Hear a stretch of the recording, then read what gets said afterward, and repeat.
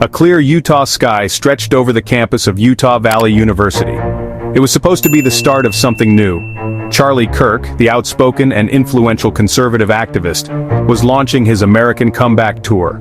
Thousands of his supporters had gathered, their faces turned toward the stage, listening intently. The air was filled with the familiar energy of a political rally, a mix of anticipation and applause. Kirk, just 31 years old, sat on stage, engaging with the crowd, doing what he had done for over a decade. He was in his element, a firebrand voice for a generation of young conservatives, ready to take on the country's most divisive topics with his signature confidence and zeal. The afternoon was warm, the sun bright. The event was held outdoors, a setting that felt open and accessible. Kirk was in the middle of answering a question from the audience, a question about the very issue of mass shootings that has haunted the nation. Then, in an instant, everything changed. A single sharp crack echoed across the open space. It was a sound that was both unmistakable and utterly unbelievable. For a moment, there was confusion. Was it a firecracker? A technical malfunction with the sound system? The crowd's cheers faltered, replaced by a wave of uncertain silence as people looked around, trying to make sense of the sudden, violent interruption, but the confusion quickly turned to horror. On stage, Charlie Kirk slumped in his chair. The single shot had found its mark. Panic erupted. The scene descended into chaos as people began to scream and scramble for safety, the festive atmosphere of moments before shattering into a million pieces of fear and disbelief. His private security team rushed to his side, shielding him as they urgently moved him away from the stage and toward a vehicle. The dream of an American comeback tour had turned into a national nightmare. A political event had become the scene of an assassination, broadcast in real time across countless phone screens.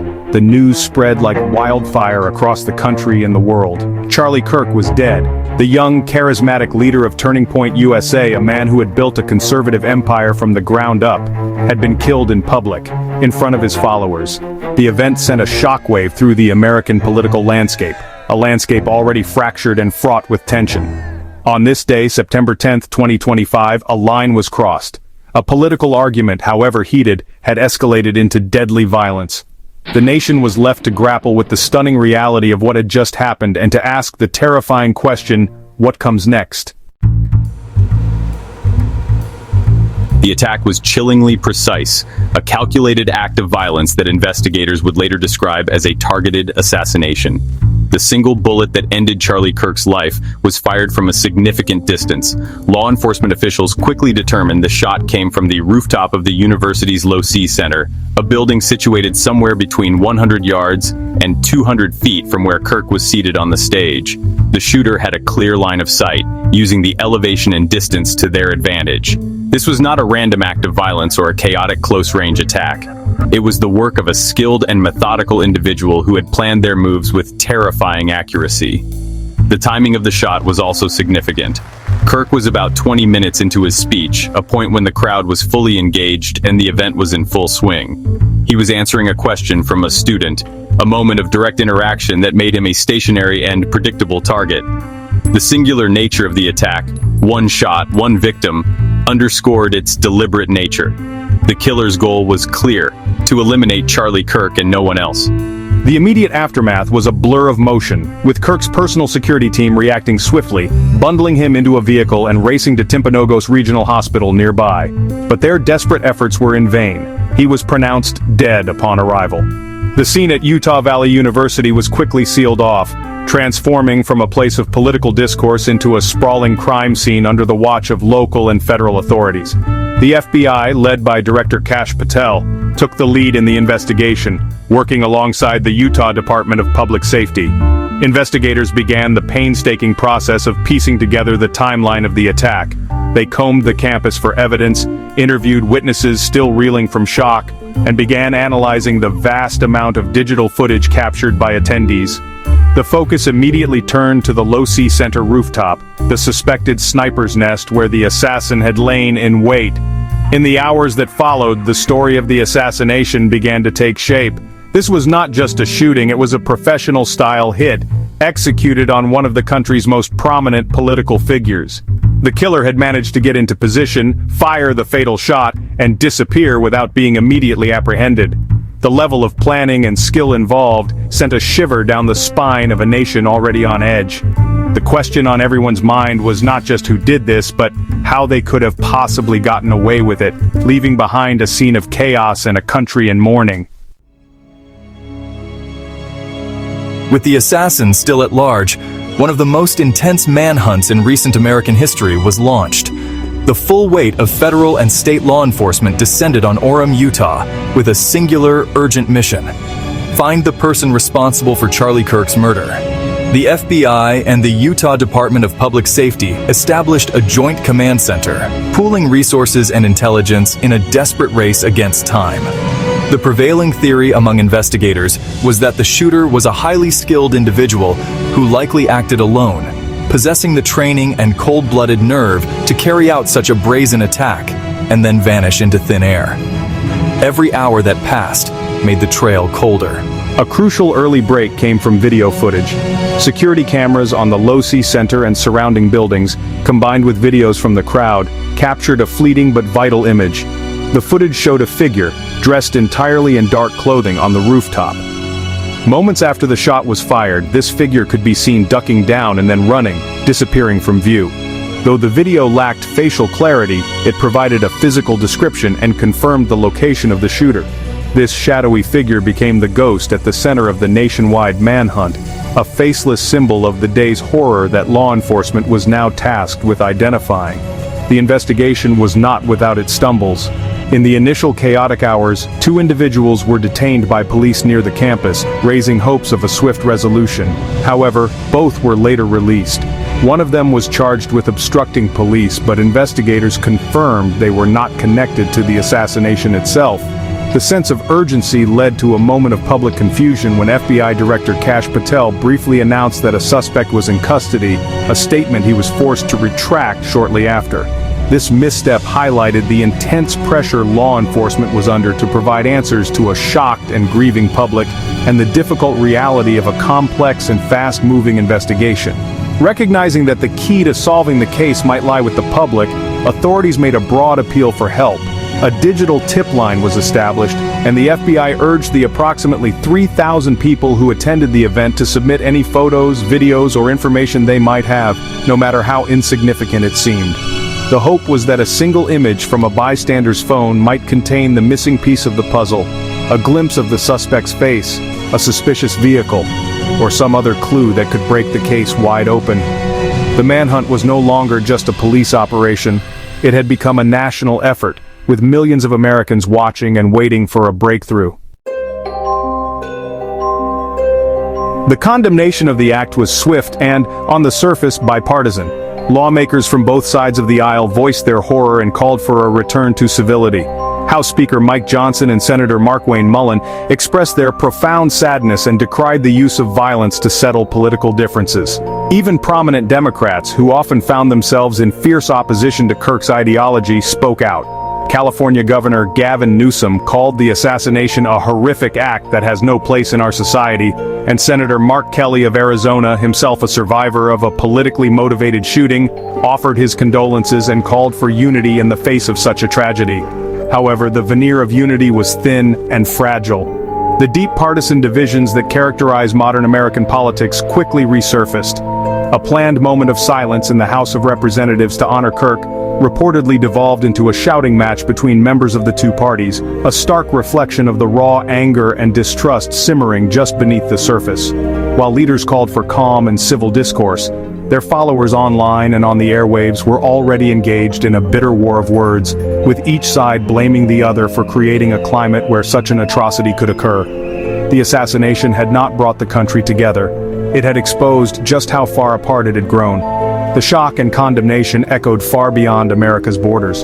Kirk was a vocal and staunch supporter of Israel, and his death was mourned by key figures in the Israeli government.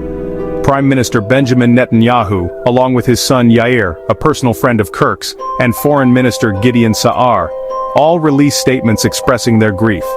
They praised his unwavering advocacy for the U.S.-Israel alliance, highlighting his influence not just within American conservatism, but on the international stage as well. The global reaction underscored the reach of Kirk's work and the profound impact of his sudden, violent death on allies around the world. The news of Charlie Kirk's assassination reached the highest levels of power with shocking speed. From the Oval Office, President Donald Trump delivered a somber video address to the nation. His face etched with grief and anger, Trump condemned the killing in the strongest possible terms, calling it a political assassination and a dark moment for America. He did not hesitate to place blame, pointing to the heated rhetoric of the radical left as the source of the violence. He eulogized Kirk, a close ally and friend, as a true American patriot and a martyr for truth and freedom. In a powerful symbolic gesture, the president ordered all flags on federal buildings to be flown at half-staff until September 14th, honoring the fallen activist. As night fell on the day of the assassination, a quiet but powerful wave of mourning swept across the country. In cities and towns from coast to coast, people gathered to honor the memory of Charlie Kirk. They came together in public squares, on college campuses, and in front of government buildings, holding candles that flickered in the dusk. These were his supporters, the young people he had inspired, and the conservatives who saw him as their champion. In Salt Lake City, a large crowd assembled at the Utah State Capitol. Their somber faces were illuminated by candlelight as they stood in silent tribute, just a short drive from where the tragedy had occurred. The heart of the mourning was felt most acutely within the organization Kirk built. At the Phoenix headquarters of Turning Point USA, staff, volunteers, and supporters gathered for an impromptu vigil. They shared stories, shed tears, and prayed together, trying to process the loss of their founder and leader. Similar scenes played out on college campuses where Turning Point USA had a strong presence. At Texas A&M and the University of Oklahoma, students organized their own memorials, a testament to the grassroots movement Kirk had cultivated. These vigils were not just acts of remembrance. They were a declaration of resilience, a promise that his mission would continue. The memorials were not confined to political spaces, though. The sense of shock really permeated American culture, and even the world of sports took a moment to pause and reflect. At a New York Yankees game, the bustling energy of the stadium fell silent as a moment of silence was held in Kirk's honor. The image of thousands of baseball fans from all walks of life standing in quiet contemplation was a powerful symbol of a nation grappling with a profound tragedy. It showed that the impact of the assassination transcended political affiliations, touching a nerve deep within the American psyche and prompting a collective moment of sorrow and reflection. On the campus where the shooting took place, an eerie silence had fallen. Utah Valley University, the state's largest public university, canceled all classes and events for the remainder of the week, closing its campus until the following Monday. The university's president, Astrid Tumenez, released a statement condemning the heinous act of violence that had violated the sanctity of their educational community. She reaffirmed the university's commitment to both free speech and the safety of its students, but the campus itself had become a memorial of a different kind, a crime scene and a symbol of the day that political discourse was met with a sniper's bullet. As investigators worked to track down the killer, urgent questions began to emerge about the security arrangements for the event. The American Comeback Tour kickoff was a high-profile gathering featuring a polarizing political figure, yet the security posture seemed remarkably light. The event was held in an open outdoor area on the Utah Valley University campus, a location that offered multiple points of vantage for a potential attacker. Critically, there were no metal detectors or security checkpoints for the thousands of attendees who gathered to hear Kirk speak. This lack of basic screening measures left the event vulnerable, a fact that the assassin exploited with deadly precision. The official security presence was minimal. According to reports, only 6 uniformed university police officers and a handful of plainclothes officers were assigned to the event. While Charlie Kirk did have his own personal security detail, their focus was naturally on his immediate vicinity. They were prepared for a threat from within the crowd, not a long-range attack from a hidden sniper's nest. In the aftermath, security experts began to analyze the failures, pointing out that an outdoor venue without proper perimeter control and elevated position sweeps is a worst-case scenario for protecting a public figure. The tragedy served as a brutal lesson in the evolving nature of threats against political leaders. In the vacuum of confirmed information following the shooting, the digital world descended into its own form of chaos. Misinformation and malicious rumors spread rapidly across social media platforms. One of the most prominent examples involved a Canadian man named Michael Mallinson, who was falsely identified as the shooter. The rumor originated from a fake account masquerading as a Fox News affiliate. It was then amplified by thousands of users and troublingly by the AI chatbot Grok, which presented the false claim as fact. Mallinson found himself at the center of a terrifying online witch hunt, bombarded with threats and harassment, forcing him to report the situation to the police. This episode of Digital Falsehood highlighted the dangerous and unpredictable role that social media and artificial intelligence can play in the aftermath of a national tragedy. The speed at which lies can travel far outpaces the ability of fact-checkers and authorities to correct the record. The false identification of an innocent man not only caused him immense personal distress, but also risked diverting public attention and law enforcement resources. It was a stark reminder that in the shadow of a real-world act of violence, a secondary wave of digital violence and confusion can cause its own unique and lasting damage. Charlie Kirk was, without question, one of the most influential and polarizing figures in modern American conservatism.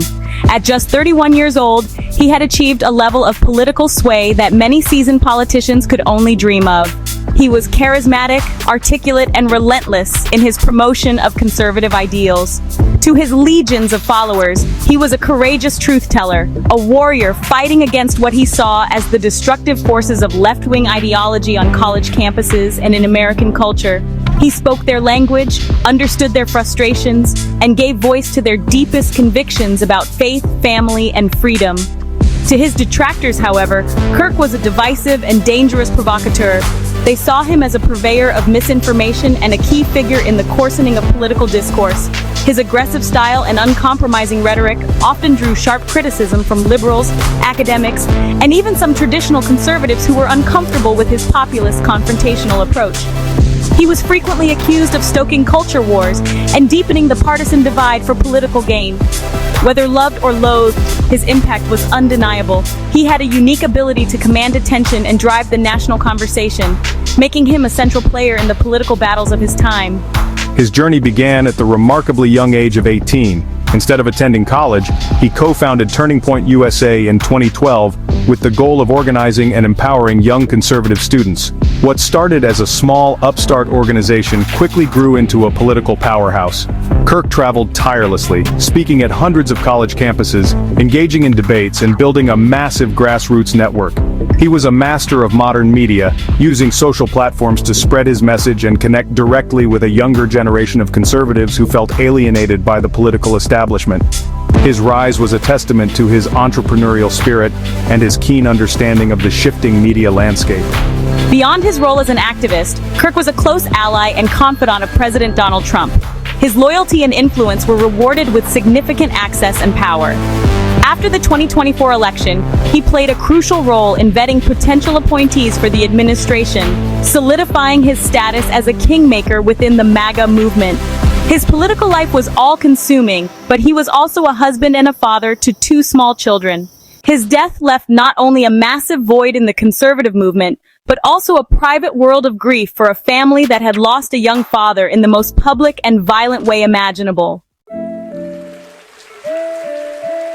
The story of Charlie Kirk is inseparable from the story of Turning Point USA, the organization he co-founded as a teenager and built into a formidable force in American politics. From its humble beginnings in a suburban garage, TPUSA grew into a sprawling and well-funded conservative youth movement. Its mission was simple and direct: to identify, educate, train, and organize students to promote the principles of freedom, free markets, and limited government. Kirk believed the American university system had been captured by progressive ideologues, and he saw it as his duty to provide a powerful counter-narrative on campuses across the nation. The organization's growth was nothing short of explosive. By 2023, Turning Point USA reported revenues of $92.4 million, a staggering sum that dwarfed many other political advocacy groups. This financial strength allowed it to operate on a massive scale, with a presence on thousands of college and high school campuses. TPUSA became famous for its large-scale events, slick social media content, and its professor watch list, a controversial database of academics it accused of discriminating against conservative students and promoting leftist propaganda. Kirk's vision had tapped into a deep well of conservative donor money and grassroots enthusiasm. TPUSA's strategy was centered on direct engagement and confrontation. Kirk and other speakers would travel to liberal-leaning campuses, often sparking protests and intense media coverage. These events were designed to be provocative, to challenge what they saw as the stifling conformity of campus culture, and to energize conservative students who felt silenced. The organization cultivated a brand of bold, unapologetic conservatism that resonated deeply with a younger audience. They produced viral videos, memes, and podcasts that bypassed the mainstream media, creating their own powerful ecosystem of information and influence that spoke directly to their base. The success of Turning Point USA fundamentally reshaped the landscape of conservative activism. It demonstrated the power of focusing on youth culture and mastering the tools of the digital age. The organization became a crucial pipeline for young talent into the broader conservative movement, with many of its alumni going on to work in politics, media, and policy. Charlie Kirk's assassination left this conservative juggernaut without its founder and visionary leader. The future of the organization he built now rests in the hands of those he inspired, who are tasked with carrying on his legacy in a political climate made even more volatile by his death. The assassination of Charlie Kirk was not an isolated incident. It was the horrific culmination of a rising tide of political violence that has been steadily eroding the foundations of American democracy. In recent years, the nation has witnessed a disturbing pattern of attacks and threats targeting public figures across the political spectrum. This includes the 2 assassination attempts on Donald Trump in 2024, the murder of a Minnesota lawmaker in June 2025, and an arson attack on the Pennsylvania governor's residence. These acts are no longer unthinkable. They have become a grim and recurring feature of our political reality, turning heated rhetoric into deadly action. Kirk's murder forces a painful national reckoning with the state of free speech. For years, college campuses have been battlegrounds over what ideas are acceptable and how they can be expressed. Kirk himself was a central figure in this debate, arguing that conservative voices were being systematically silenced. His death, by a sniper's bullet while exercising his right to speak, represents the ultimate form of censorship. It sends a chilling message to anyone, on the left or the right, who dares to engage in public discourse. The fear of violence threatens to drive political debate out of the public square and into fortified, guarded spaces, or to silence it altogether. The aftermath of the assassination has laid bare the deep and dangerous chasm that divides the country. Instead of fostering a moment of unified grief and a collective commitment to non-violence, the event has largely been filtered through a partisan lens. Each side has been quick to blame the other's rhetoric, digging deeper into their respective trenches. This cycle of blame and recrimination makes a genuine conversation about lowering the political temperature nearly impossible. When a political assassination becomes just another talking point in the ongoing culture war, it signals a society that has lost its ability to distinguish between political disagreement and acts of war. America now stands at a dangerous crossroads. One path leads toward de-escalation, a renewed commitment to civil discourse, and an absolute rejection of violence as a political tool. The other path leads further into the abyss of polarization, where political opponents are viewed as enemies and violence is seen as a legitimate means to an end. The manhunt for Charlie Kirk's killer continues, but the search for a way back from this precipice is a far greater challenge. His death must serve not as a catalyst for more hatred and division, but as a solemn and urgent warning that the future of the Republic depends on the choices we make today.